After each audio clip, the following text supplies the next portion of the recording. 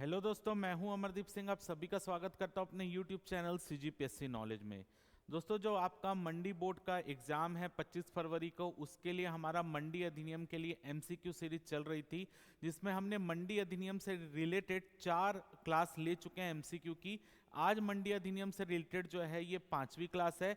अगर आप अभी तक मंडी अधिनियम की वो 4 एमसीक्यू क्लास नहीं देखें तो आप प्लेलिस्ट में जाएंगे तो प्लेलिस्ट में उसका अलग से फोल्डर बना हुआ है, वहां जाकर देख सकते हैं। और आज हमारी मंडी अधिनियम की जो एमसीक्यू की 5वीं क्लास है, जिसमें आज भी हम मंडी अधिनियम से रिलेटेड जो है 33 क्वेश्चन करने वाले हैं, क्योंकि 33 क्वेश्चन का वेटेज आपके पेपर में है, तो 33 क्वेश्चन आज की क्लास में हम करने वाले हैं।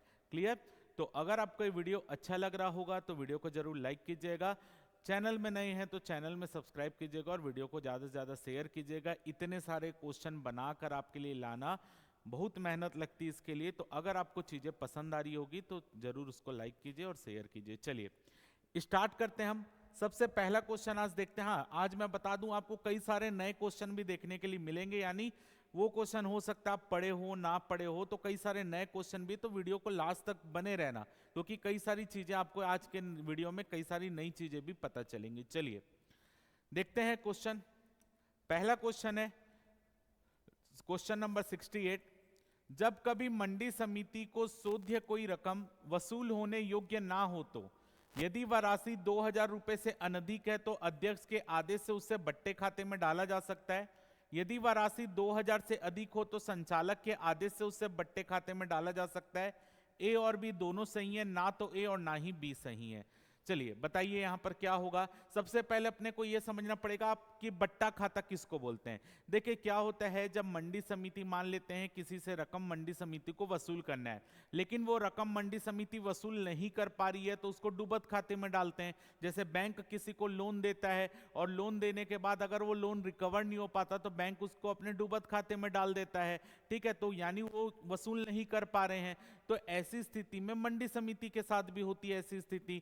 तो मंडी समिति का अध्यक्ष कब किस रकम को बट्टे खाते में डाल सकता है या कितनी रकम को बट्टे खाते में डालने का आदेश दे सकता है, मंडी समिति कितनी रकम को बट्टे खाते में डालने का आदेश दे सकती है, ये सब चीज यहां पर हम देखेंगे। चलिए, जब कभी मंडी समिति के सोध्य कोई रकम वसूल होने योग्य ना हो, यानी कोई मंडी समिति में को कोई पैसा लेना है लेकिन वो पैसा वसूल नहीं कर पा रही मंडी समिति, तब देखिए अध्यक्ष कितनी राशि को बट्टे खाते में डाल सकता है। तो मंडी समिति के अध्यक्ष के पास पावर है कि वो 1000 रुपए तक के, मंडी समिति के अध्यक्ष के पास ये पावर है कि वो 1000 रुपए तक के जो भी आपके पैसे हैं उसको बट्टे खाते में डालने का आदेश दे सकता है। तो पहला देखते हैं, यदि वह राशि 2000 रुपए से अनधिक है तो अध्यक्ष के आदेश से उसे बट्टे खाते में डालने का दिया जा सकता है। गलत है, 2000 रुपए नहीं, 1000 रुपए, 1000 रुपए तक का आदेश दे सकता है। आगे, अगर वो रकम 1000 रुपए से ज्यादा है, अगर वो रकम 1000 रुपए से ज्यादा है तो उसको बट्टे खाते में डालने का आदेश कौन दे सकती है? मंडी समिति। याद रखना, अगर वो रकम जो है अगर वो जो रकम सोध्य है वो 1000 रुपए से कम है तो अध्यक्ष के पास अपने आप में ये पावर है कि उसको बट्टे खाते में डालने का आदेश दे सकता है। लेकिन अगर वो रकम 1000 रुपए से ज्यादा है तो मंडी समिति यहां पर आदेश देगी कि इस रकम को बट्टे खाते में डालो। क्लियर है?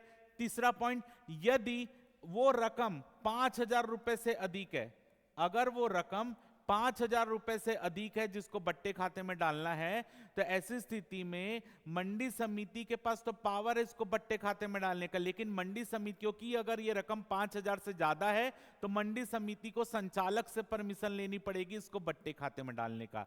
यानी अगर रकम 1000 से कम है तो बट्टे खाता अध्यक्ष अकेला डाल सकता है, अगर वो 1000 से ज्यादा है तो मंडी समिति उसको डाल सकती है, अगर वो राशि 5000 रुपए से भी ज्यादा है तब भी मंडी समिति ही उसको बट्टे खाते में डालेगी, लेकिन उसको परमिशन लेनी पड़ेगी संचालक से। समझ आ गया? तो सेकंड पॉइंट देखते हैं, यदि वह राशि 2000 रुपए से अधिक है तो संचालक के आदेश से बट्टे खाते में डाला जा सकता है। गलत है, 2000 नहीं, यहां पर 5000 आएगा। तो आपसे पूछा है कौन सा आपका, जब कभी मंडी समिति को सोध्य कोई रकम वसूल होने योग्य ना हो, तो पहले ए भी गलत है, बी भी गलत है, तो यहां पर आंसर आएगा ऑप्शन डी, ना तो ए और ना ही बी सही है। यानी यहां पर जो दोनों पॉइंट दिए वो गलत है, यहां पे 1000 रुपए आना चाहिए, यहां पे 5000 रुपए आना चाहिए। चलिए अगला क्वेश्चन देख लेते हैं, क्वेश्चन नंबर 69। क्वेश्चन नंबर 69 है, राज्य सरकार मंडी अधिनियम द्वारा प्रदत्त शक्तियों में से कोई भी शक्ति निम्न में से किसे प्रत्यायोजित कर सकती है? संचालक, प्रबंध संचालक, कलेक्टर, मंडी समिति। यानी राज्य सरकार के पास जो शक्ति, राज्य सरकार अपनी शक्ति को किसको डेलीगेट कर सकती है? प्रत्यायोजित कर सकती है, यानी अपनी पावर किसको नीचे दे सकती है? संचालक को, प्रबंध संचालक को, कलेक्टर को या मंडी समिति को। तो इसका आंसर आएगा संचालक और प्रबंध संचालक, यानी ऑप्शन बी इसका करेक्ट आंसर है। राज्य सरकार जो है मंडी अधिनियम की जो उसकी पावर है वो अपनी पावर किसको दे सकती है? संचालक और प्रबंध संचालक को प्रत्यायोजित कर सकती है। बी इसका करेक्ट आंसर है, 1 और 2। चलिए अगला क्वेश्चन देखते हैं, क्वेश्चन नंबर 70।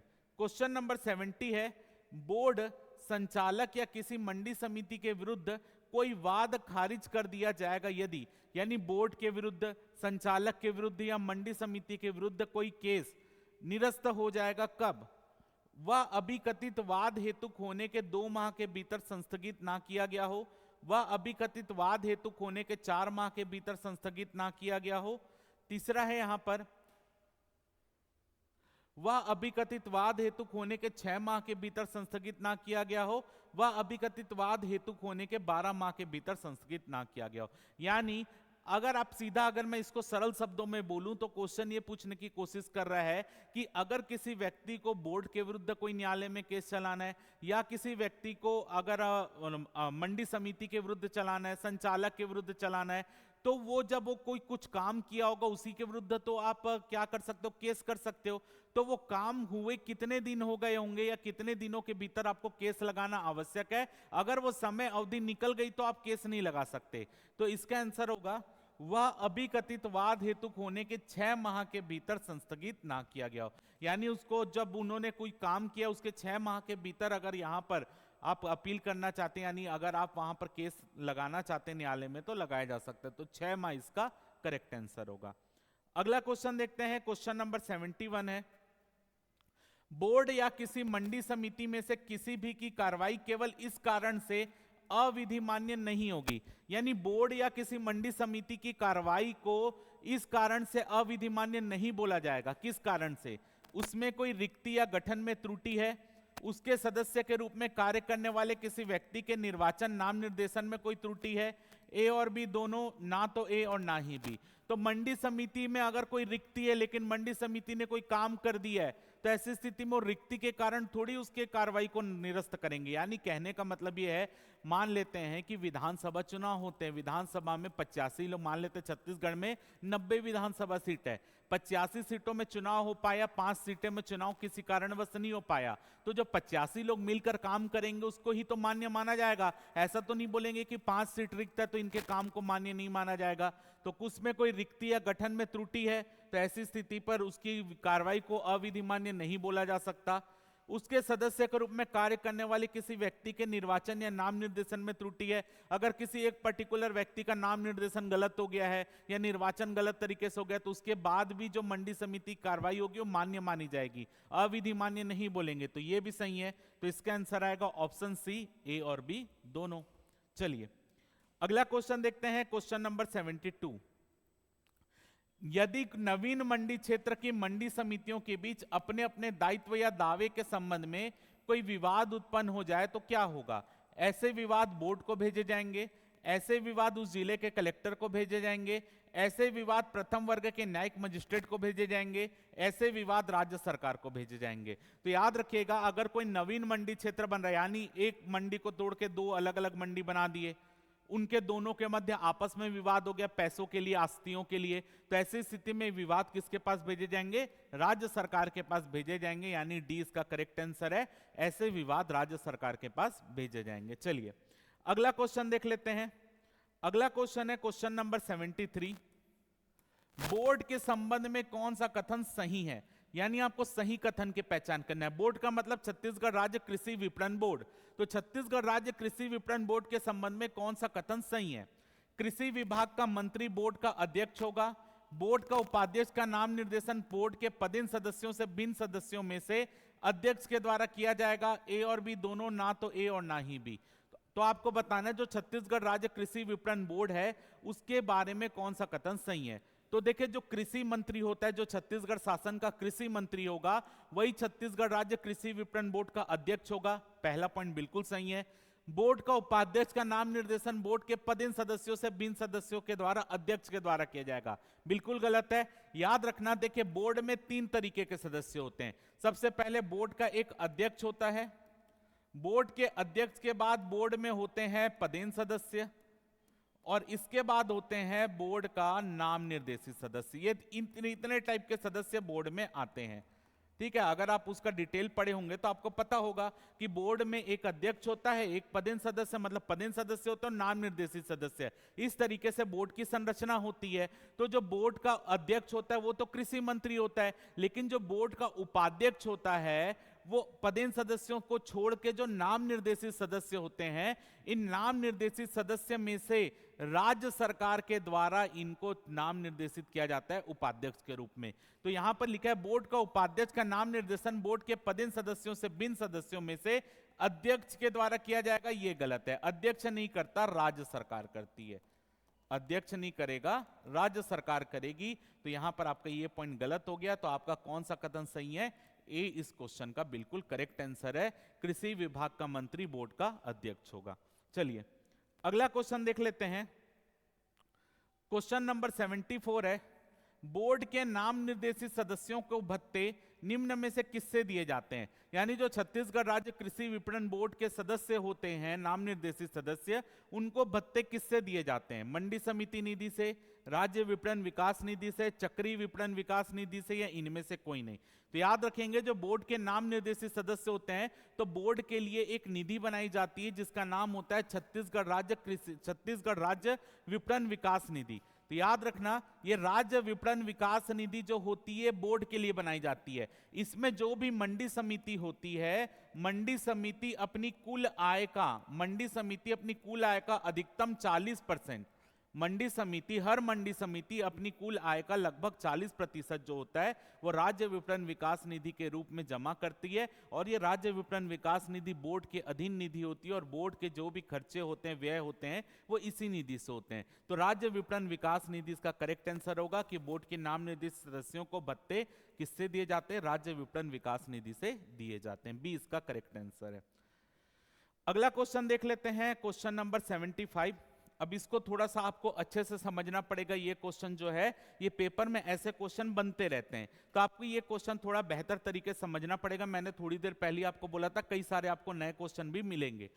प्रत्येक मंडी समिति अपनी कुल प्राप्तियों का कितना प्रतिशत आरक्षित निधि के रूप में रखेगी? यानी हर मंडी समिति अपनी कुल प्राप्तियों का कितना प्रतिशत आरक्षित निधि के रूप में रखेगी? 3%, 4%, 5% और 6%। अब जो भी चीजें यहां पर मैं आपको बताऊंगा उसको ध्यान से सुनिएगा, नहीं तो पेपर में क्वेश्चन आपसे ये गलत हो जाएगा। देखिए, आपका जो मंडी समिति में 2 तरीके की निधियों को आपको समझना पड़ेगा।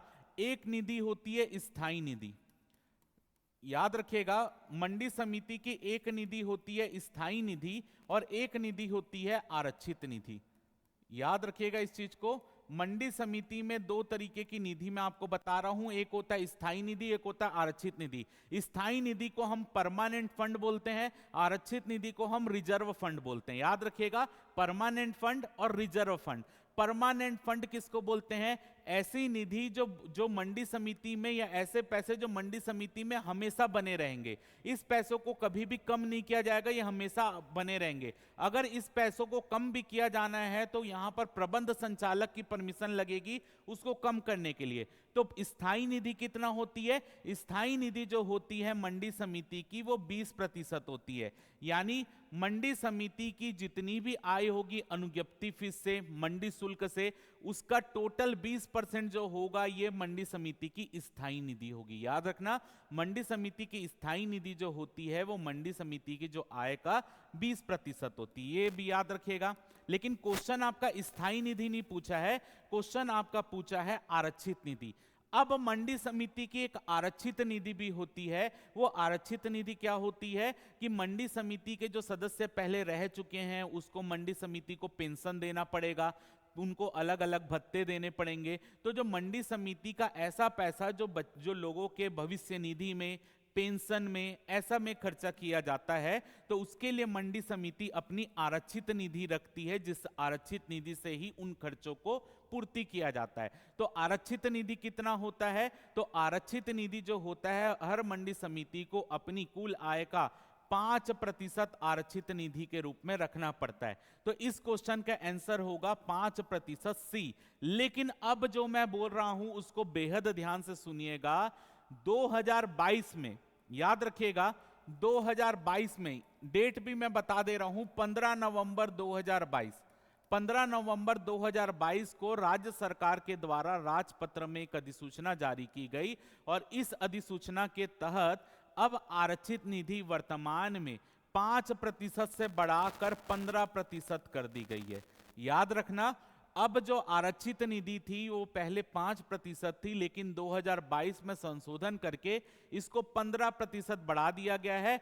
अब आगे की लाइन भी सुनिएगा, 15% आरक्षित निधि रखना जरूरी है। लेकिन अगर मंडी समिति इससे ज्यादा आरक्षित निधि रखना चाहती है तो मंडी समिति 15% से अधिक भी आरक्षित निधि रख सकती है, टोटल 20% तक।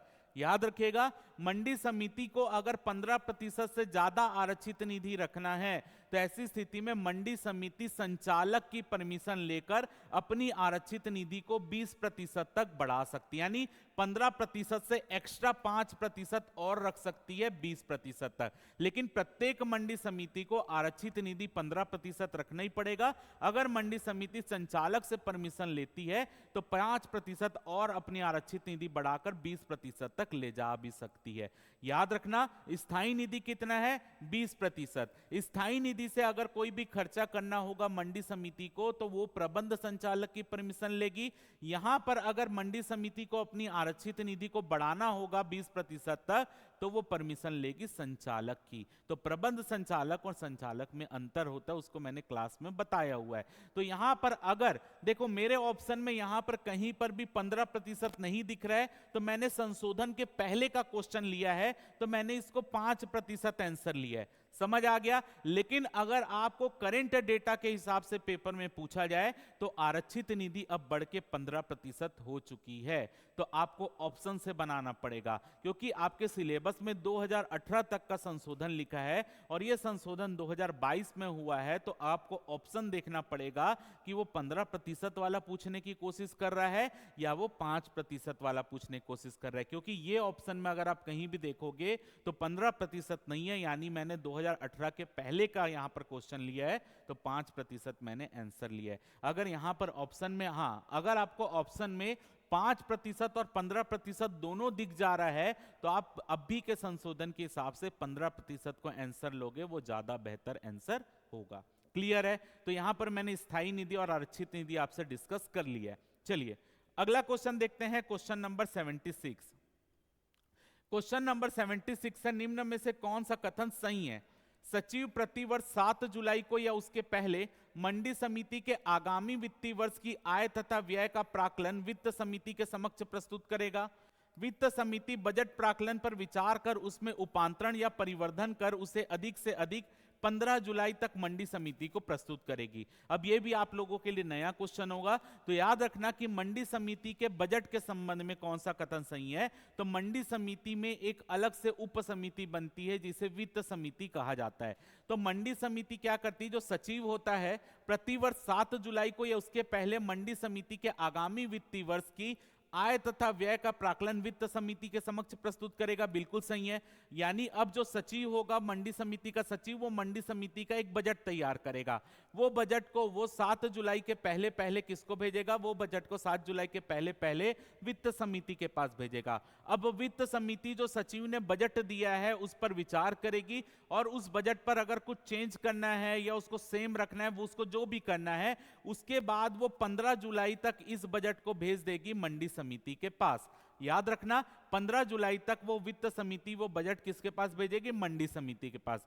अब मंडी समिति उस बजट पर विचार करेगी और 31 जुलाई तक मंडी समिति अब बजट पर विचार करेगी और 31 जुलाई तक इस बजट को वो भेजेगी संचालक के पास और संचालक उस पर साइन करेगा, तभी मंडी समिति को जो अनुदान या पैसे मिलने हैं वो सब मिलेंगे और मंडी समिति का बजट पारित होगा। तो समझ आ गया। सबसे पहली प्रक्रिया क्या होगी, सचिव जो है वो 7 जुलाई के पहले वित्त समिति को बजट देगा, वित्त समिति 15 जुलाई के पहले मंडी समिति को बजट देगी, और फिर जो मंडी समिति वो 31 जुलाई तक इसको संचालक के पास भेजेगी और अंत में संचालक उस पर हस्ताक्षर करता है। तो यहां पर ये दोनों ही कथन सही है, तो आपका आंसर होगा सी, 1 और 2 दोनों सही है। चलिए अगला क्वेश्चन देख लेते हैं। अगला क्वेश्चन है क्वेश्चन नंबर 77।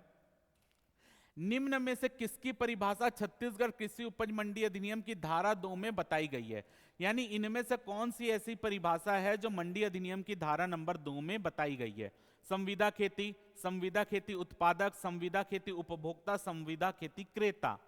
1 2 3, 1 2 4, 2 3 4, 1 2 3 4। तो अगर मैं मंडी अधिनियम की धारा नंबर 2 देखूं तो संविदा खेती यानी कॉन्ट्रैक्ट फार्मिंग बताया गया, जिसको मैंने आपको पिछली क्लास में भी समझाया था।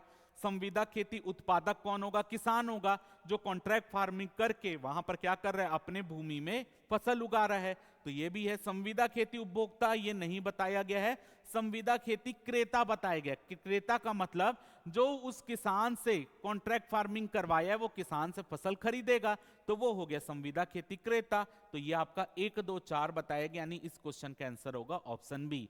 अगर आपने अभी तक मंडी अधिनियम नहीं पढ़ा है और आप चाहते हैं कि अभी 3-4 दिन में आपको मंडी अधिनियम पढ़ना है, तो उसके लिए हमारा कोर्स जो पहले 499 में मंडी अधिनियम का मिल रहा था, उसका प्राइस मैंने अभी कम किया है, वो 299 रुपए के आसपास मैंने किया है। तो अगर आप उसको ज्वाइन करना चाहते हो तो आपको कमेंट बॉक्स में या कमेंट सेक्शन में आपको पिन कमेंट मिलेगा, आप उसमें क्लिक करके अब वो कोर्स को पढ़ सकते हो। 3-4 दिन में टोटल 21-22 क्लासेस हैं, आप उसको फास्ट करके देखेंगे तो आपका जो है वो पढ़ सकते हो, अगर आप चाहते हो तो पढ़ सकते हो, ऐसा है। चलिए अगला क्वेश्चन देख लेते हैं, क्वेश्चन नंबर 78।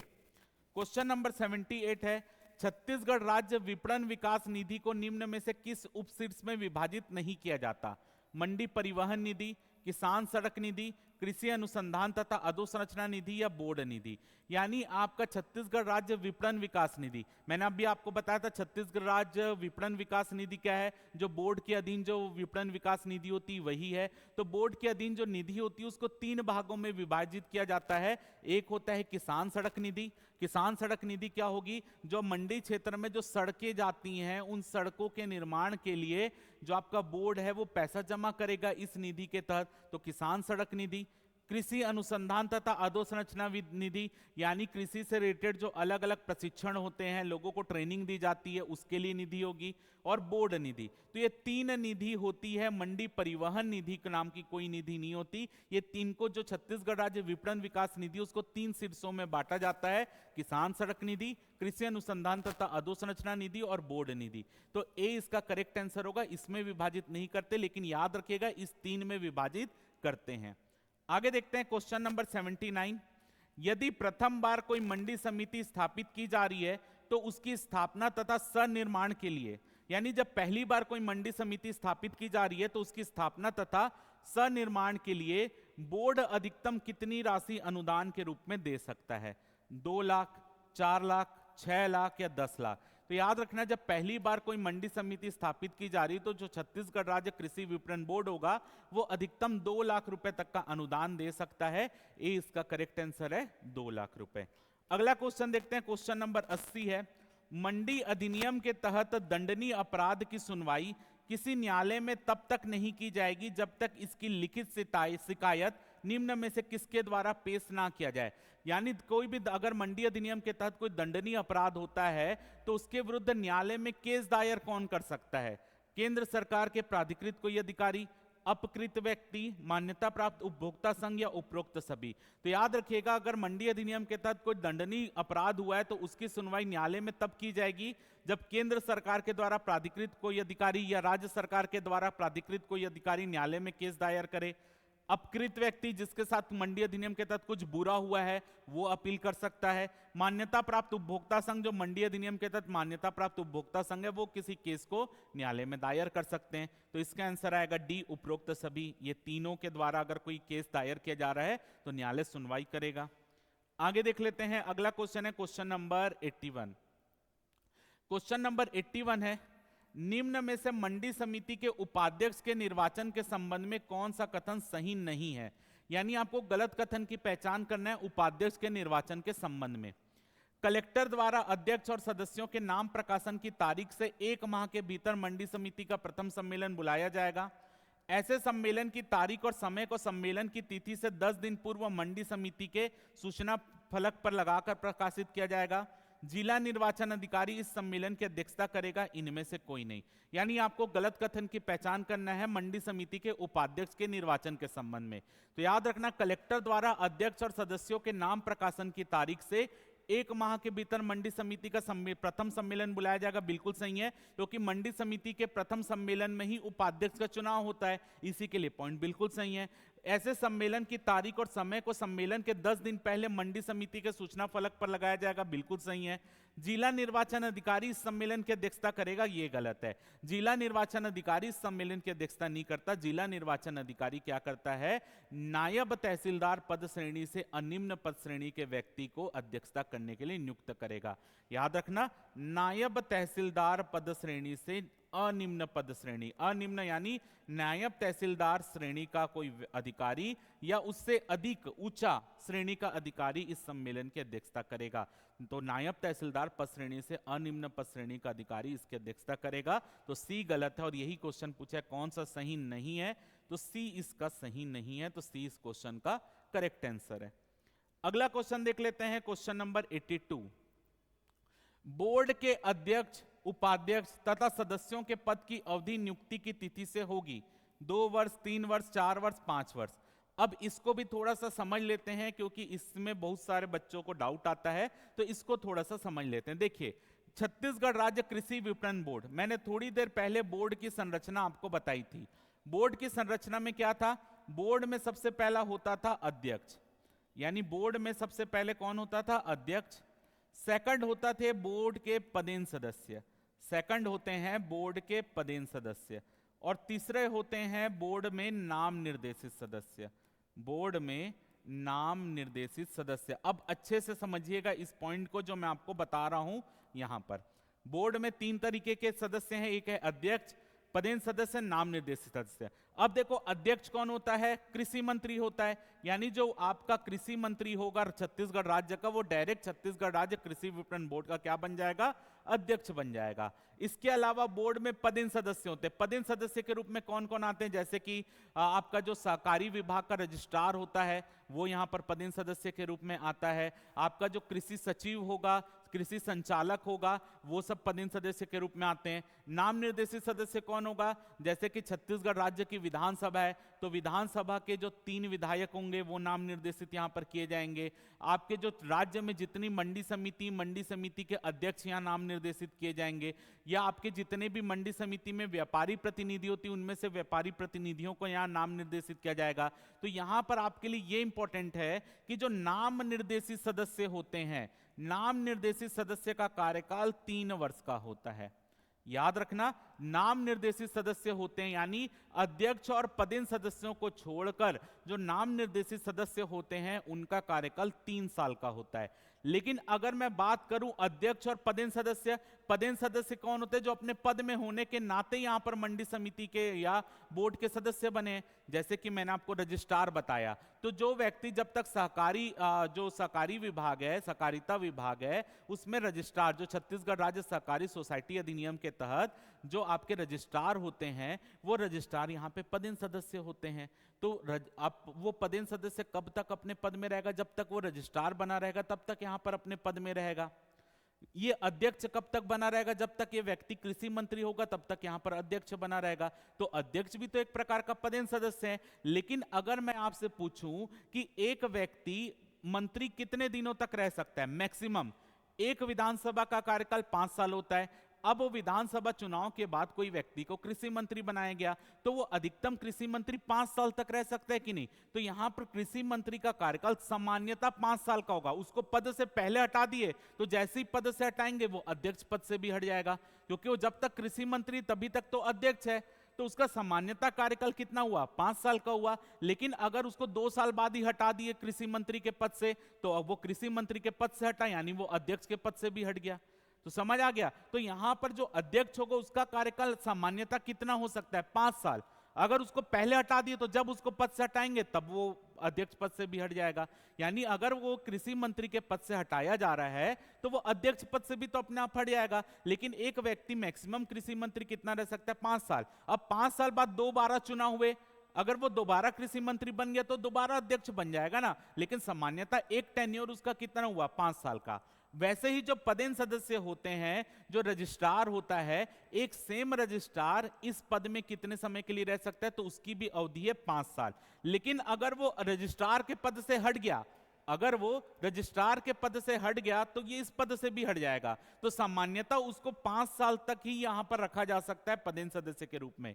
अगर 5 साल कंप्लीट हो गए या उसके पहले उसको पद से हटा दे रहे हैं तो वो जिस समय पद से हटाया गया होगा तो उसी समय ये पदेन सदस्य से भी हट जाएगा। तो सामान्यतः उसका भी कार्यकाल यहां पर अधिकतम 5 साल का ही हो सकता है।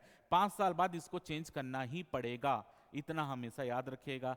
तो अगर आपसे अब यहां पर क्वेश्चन क्या है, बोर्ड के अध्यक्ष, उपाध्यक्ष तथा सदस्यों। अब यहां पर सदस्य नहीं बताए गए कि कौन से सदस्यों की बात कर रहा है, तो यहां पर मैं पदेन सदस्य के लेकर चल रहा हूं, क्योंकि अध्यक्ष का कार्यकाल और पदेन सदस्यों का कार्यकाल सेम होता है। इसी के लिए यहां पर मैं आपको लेकर चल रहा हूं पदेन सदस्यों का कार्यकाल।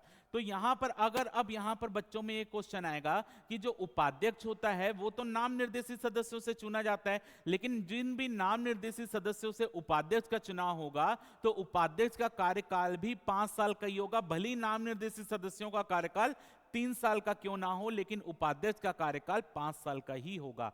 तो याद रखिएगा इसका आंसर होगा ऑप्शन डी, 5 साल।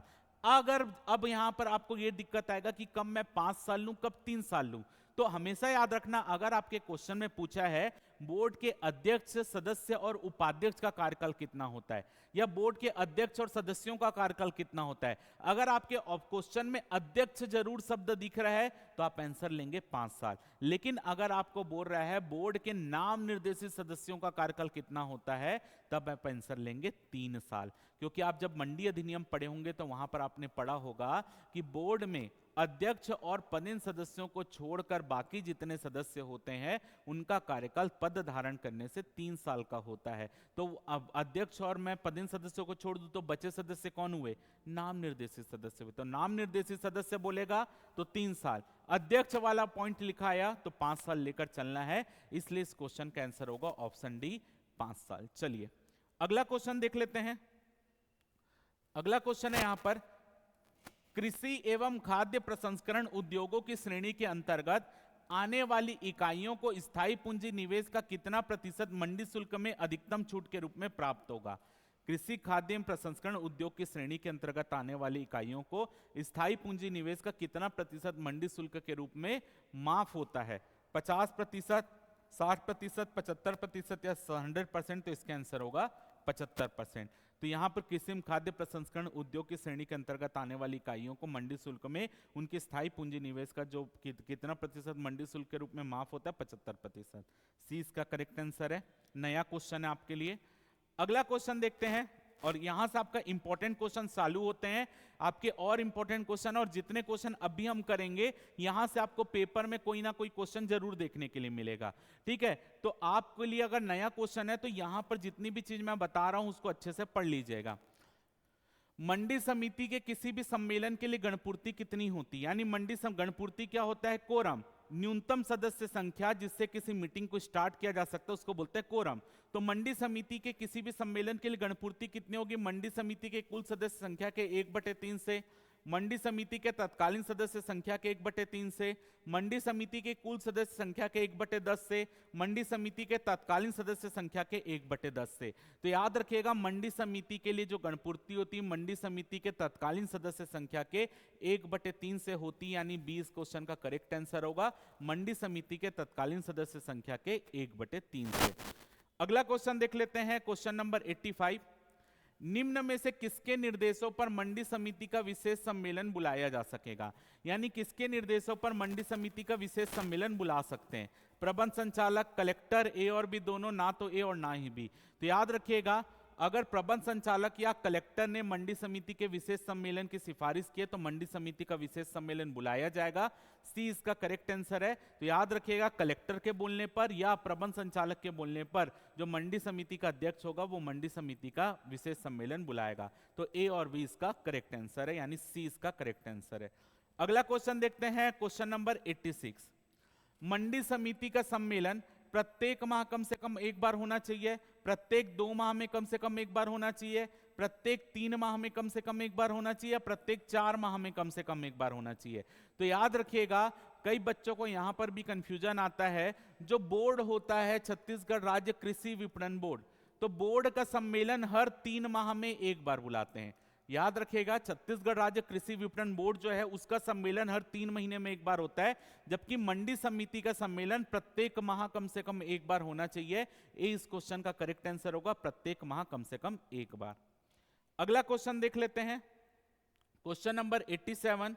क्वेश्चन नंबर 87 है, निम्न में से कौन सा कथन सही नहीं है? यानी आपको यहां पर गलत कथन की पहचान करना है, कौन सा कथन गलत है। मंडी समिति के साधारण सम्मेलन की सूचना सभी सदस्यों को सम्मेलन के 7 दिन पूर्व भेजी जाएगी। मंडी समिति के विशेष सम्मेलन की सूचना सभी सदस्यों को सम्मेलन के 3 दिन पूर्व भेजी जाएगी। यानी अगर मंडी समिति का जो साधारण सम्मेलन हर महीने होता है तो सम्मेलन की तारीख से 7 दिन पहले मंडी समिति को सूचना, मतलब सभी सदस्यों को सूचना भेजी जाएगी, सही है। अगर मंडी समिति का विशेष सम्मेलन बुलाया जाता है तो विशेष सम्मेलन की सूचना 3 दिन पहले भेजते हैं, ये भी सही है। तो यहां पर 1 और 2 दोनों सही है, लेकिन क्वेश्चन पूछा है कौन सा सही नहीं है, तो आंसर होगा डी, ना तो 1 और ना ही 2। क्योंकि दोनों ही सही है तो सही नहीं है कौन सा, ना तो 1 और ना ही 2, क्योंकि ये दोनों ही सही है तो डी इसका आंसर होगा। अगला क्वेश्चन देखते हैं, क्वेश्चन नंबर 88। क्वेश्चन नंबर 88 है, मंडी समिति का कोई भी प्रस्ताव पारित किए जाने के कितने माह के अंतर्गत संशोधित या निरस्त नहीं किया जाएगा? 1 माह, 2 माह, 3 माह या 6 माह? तो देखिए, अगर मंडी समिति किसी काम को कर चुकी है, मंडी समिति ने किसी प्रस्ताव को पारित कर दिया है, तो उस प्रस्ताव पर पुनर्विचार कब तक नहीं किया जा सकता? 3 महीने तक। सी इसका करेक्ट आंसर है। जैसे हम पंचायत में पढ़ते हैं कि पंचायत में किसी विषय पर विचार हो गया तो उस पर पुनर्विचार कब तक नहीं कर सकते, वैसे ही मंडी समिति ने किसी प्रस्ताव पर पारित कर दिया है तो उस प्रस्ताव पर पुनर्विचार कब तक नहीं किया जाएगा? जब तक उस प्रस्ताव को पारित हुए 3 महीने का समय ना बीत गया हो। तो सी इसका करेक्ट आंसर है। अगला देखते हैं, अगला क्वेश्चन है यहां पर क्वेश्चन नंबर 89। क्वेश्चन नंबर 89 है, यदि मंडी समिति किसी प्रकरण की जांच के लिए उप समिति का गठन करती है तो उसके विषय में कौन सा कथन सही है? यानी अगर मंडी समिति के अंतर्गत किसी विषय पर जांच हो रही तो जांच करने के लिए मंडी समिति अपने सदस्यों में से ही उप समिति बनाती है, तो उप समिति के संबंध में कौन सा कथन सही है? उप समिति में कम से कम 3 तथा अधिक से अधिक 5 सदस्य होंगे। उप समिति के सदस्यों में कम से कम 2/3 कृषक सदस्य होंगे।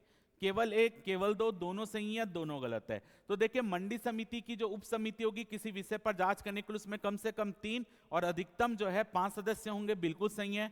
अब जो उप समिति बनेगी उसकी सदस्य संख्या के, कुल सदस्य संख्या के 2/3 उसमें कृषक प्रतिनिधि भी होने जरूरी है, ये भी सही है। तो इसका आंसर होगा ऑप्शन सी, 1 और 2 दोनों सही है।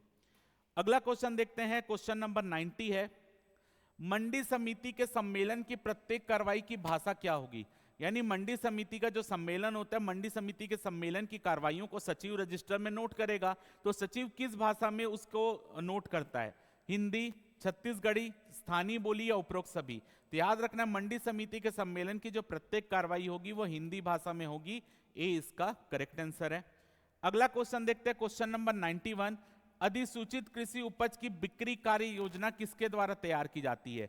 यानी अधिसूचित कृषि उपज को बेचना है तो उसकी बिक्री कार्य योजना किसके द्वारा तैयार होती है? मंडी समिति के अध्यक्ष के द्वारा, मंडी समिति के सचिव के द्वारा, प्रबंध संचालक के द्वारा, या इनमें से कोई नहीं? तो याद रखना, अधिसूचित कृषि उपज की जो बिक्री कार्य योजना होती है मंडी समिति का सचिव तैयार करता है। 20 क्वेश्चन का करेक्ट आंसर है जिस पद के लिए आपने एग्जाम देना है। आगे देखते हैं, क्वेश्चन नंबर 92। क्वेश्चन नंबर 92 है, अनुज्ञप्ति फीस के संबंध में कौन सा युग्म सम्मिलित नहीं है? यानी अगर किसी को लाइसेंस लेना है, जैसे व्यापारी को लाइसेंस लेना है, तो व्यापारी क्या करेगा? अपना पंजीयन दर्ज करवाने के लिए अपना फॉर्म भरेगा, तो फॉर्म के साथ उसको कितना पैसा जमा करना पड़ेगा? अगर वो व्यापारी का लाइसेंस लेना चाहता है, दलाल का, तुलैया का, छोटा व्यापारी का, तो अगर कोई व्यापारी बनना चाहता है तो उसको 5,000 रुपए लाइसेंस फीस लगेगा। दलाल बनना चाहता है तो 1000 रुपए लगेगा, तुलैया बनना चाहता है तो 20 रुपए लगेगा, छोटा व्यापारी बनना चाहता है तो 500 रुपए नहीं 100 रुपए लगेगा। उसका लाइसेंस शुल्क जो है वो 100 रुपए है, 100 रुपए उसको भरना पड़ेगा। तो डी इस क्वेश्चन का करेक्ट आंसर होगा। ये सुमलित नहीं, बाकी तीनों सुमलित है। आगे देखते हैं क्वेश्चन नंबर 93। छत्तीसगढ़ कृषि उपज मंडी अधिनियम 1972 के तहत कृषि उपज का क्या अर्थ है? उद्यानिकी फसल, पशुपालन, मधुमक्खी पालन या उपरोक्त सभी। तो देखिए जो कृषि उपज होता है, उद्यानिकी फसल भी आता है, पशुपालन भी आता है, मधुमक्खी पालन भी आता है, यानी इस क्वेश्चन का आंसर होगा ऑप्शन डी, उपरोक्त सभी। सभी कृषि उपज के अंतर्गत आते हैं। अगला क्वेश्चन देख लेते हैं, क्वेश्चन नंबर 94। छत्तीसगढ़ कृषि उपज मंडी अधिनियम 1972 के तहत कृषक की क्या परिभाषा है? ऐसा व्यक्ति जो अपने स्वयं के श्रम द्वारा कृषि उपज के उत्पादन में लगा हो, ऐसा व्यक्ति जो अपने पति या पत्नी के श्रम के द्वारा कृषि उपज के उत्पादन में लगा हो, ऐसा व्यक्ति जो अपने व्यक्तिगत पर्यवेक्षण के अधीन भाड़े के श्रमिक द्वारा कृषि उपज के उत्पादन में लगा हो, या उपरोक्त सभी। तो चाहे वो अपने उसके घर वाले कृषि कर रहे हो, चाहे वो किसी को मजदूरी में रखकर कृषि करवा रहा हो, सभी कृषक है। तो आंसर होगा ऑप्शन डी, उपरोक्त सभी। अगला क्वेश्चन है क्वेश्चन नंबर 95। मंडी क्षेत्र में निर्वाचन क्षेत्रों की कुल संख्या के कितने स्थान महिलाओं के लिए आरक्षित होते हैं? 1/2, 1/3, 1/4 या 1/5? तो याद रखिएगा महिलाओं के लिए आरक्षण कितना होता है? 1/3 होता है। सब चीज आपने पढ़ी हुई है। 1/3 स्थान महिलाओं के लिए आरक्षित होती है। आगे देखते हैं क्वेश्चन नंबर 96 है। कोई भी व्यक्ति कृषकों का प्रतिनिधि निर्वाचित किए जाने के लिए तभी अर्हित होगा, उसका नाम मंडी क्षेत्र की मतदाता सूची में आ रहा हो, वह कृषक हो, पिछले 1 वर्ष में कम से कम एक बार अपनी कृषि उपज मंडी क्षेत्र के अंतर्गत आने वाली मूल मंडी प्रांगण में विक्रय किया हो, या उपरोक्त सभी। तो याद रखिएगा कोई भी व्यक्ति कृषक प्रतिनिधि का चुनाव लड़ने के लिए तभी वैलिड होगा अगर उसका नाम मंडी क्षेत्र के मतदाता सूची में आ रहा है। बिल्कुल सही है, जब तक मतदाता सूची में नाम नहीं होगा वो चुनाव नहीं लड़ सकता। दूसरा, वह कृषक हो, सीधी सी बात है, कृषक प्रतिनिधि बनना तो किसान होना भी तो जरूरी है। तीसरा, पिछले 1 वर्ष में एक बार तो मंडी प्रांगण में खरीदी किया हो, तब आएगा। तो यहां पर आपका आंसर आएगा डी, उपरोक्त सभी। अगला क्वेश्चन देखते हैं, क्वेश्चन नंबर 97। मंडी समिति के अध्यक्ष के विरुद्ध अविश्वास प्रस्ताव के संदर्भ में कौन सा कथन सही है? यानी मंडी समिति के अगर अध्यक्ष के विरुद्ध कोई अविश्वास प्रस्ताव लाया जा रहा है तो उसके संबंध में कौन सा कथन सही है?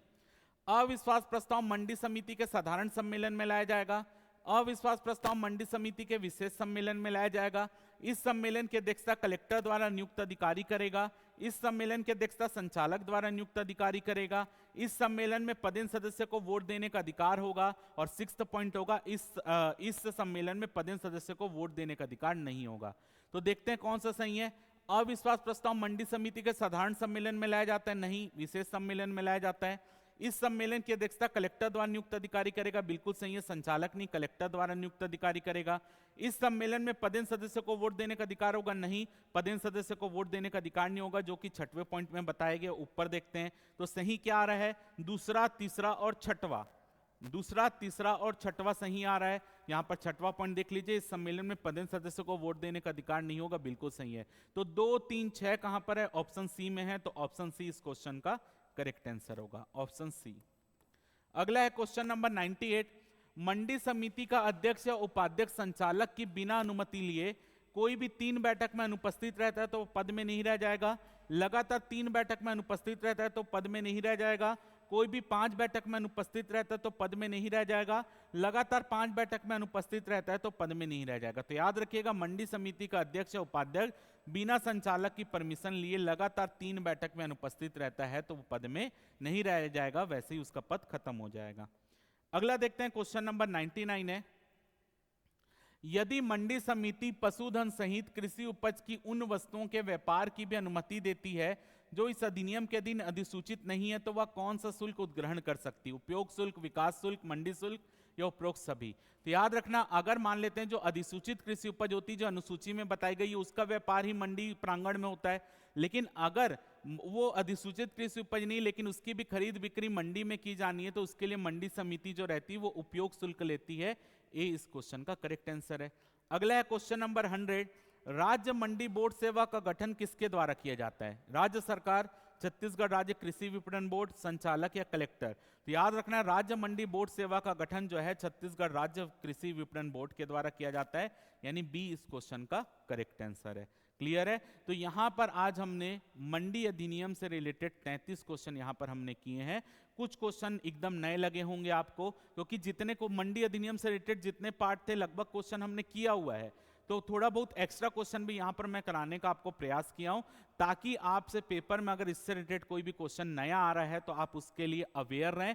और जो नया क्वेश्चन आ सकता है उसको मैंने आपको एक्सप्लेन भी किया है, ताकि अगर आपने केवल उतना भी जाना है तो उससे भी चीजें आपसे बन जाएगी। क्लियर? तो अगर आपको ये प्रयास मेरा अच्छा लग रहा होगा तो वीडियो को जरूर लाइक कीजिएगा। अगर आप अभी भी मंडी अधिनियम पढ़ना चाहते हैं, कुछ एक्स्ट्रा चीजें पढ़ना चाह रहे हैं, तो उसका रेट मैंने आपको पहले ही बताया 299 मैंने किया है, तो उसका लिंक आपको कमेंट सेक्शन में मिल जाएगा, आप वहां क्लिक करके उस कोर्स को बाय कर सकते हैं और अगर पढ़ना चाहते हैं तो पढ़ सकते हैं। तो अगर आपको मेरी मेहनत ये अच्छी लगी हो तो वीडियो को जरूर लाइक कीजिए, चैनल को सब्सक्राइब कीजिए और वीडियो को ज़्यादा से ज़्यादा शेयर कीजिए। फिलहाल के इस वीडियो में सिर्फ इतना ही। जय भारत, जय छत्तीसगढ़।